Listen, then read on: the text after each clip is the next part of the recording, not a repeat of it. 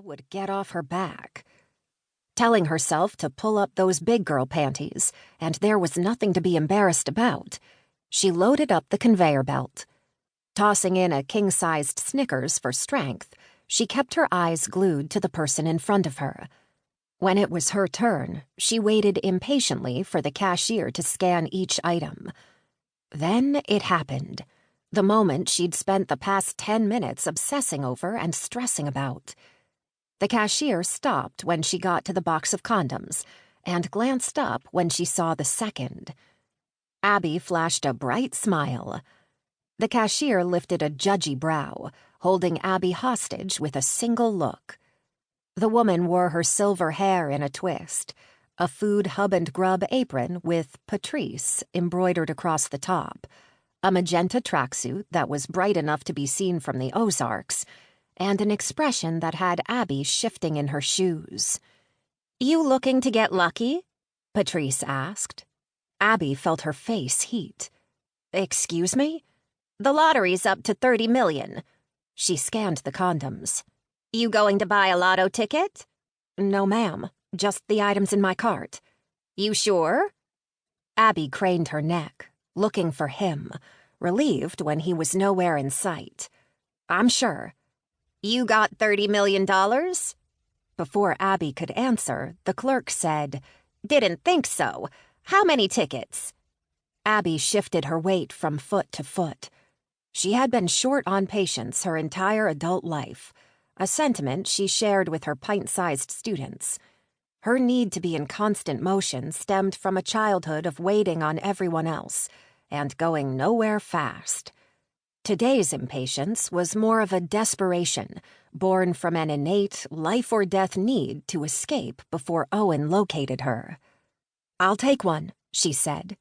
And then, because she was Southern-born and bred, she added a honey-sweet, "Please." This seemed to pacify Patrice. "What numbers, missy?" "Whatever numbers the machine spits out will be fine, ma'am." Patrice gasped, a horrified hand clutching her chest.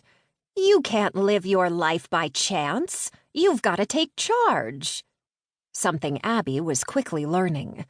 There were a lot of missed meant-to-bes in Abby's life. In fact, her life was apparently one big missed meant-to-be.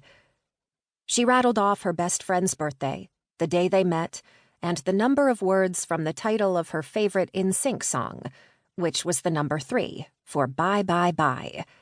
But Patrice wasn't listening. She was too busy turning over the lip gloss tube, which Abby had bought as a special treat to herself for her upcoming do-gooder deeds.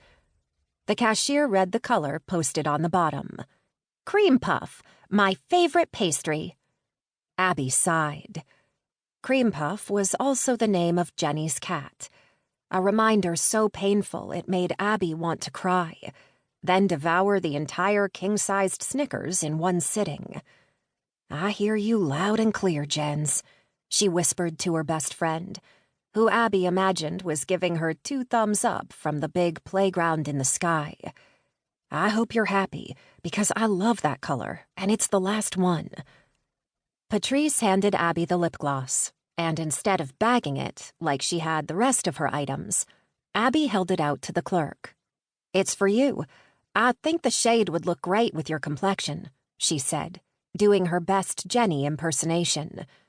This immediately brought on a wave of guilt, because Jenny was the real deal, a from-the-heart, shirt-off-her-back kind of do-gooder, which was not Abby's first instinct, nor was it her second or third.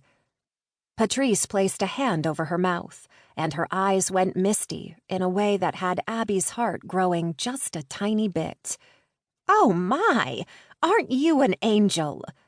She didn't know about that, but the genuine appreciation in the older woman's expression ignited some feeling Abby had thought shattered in the accident.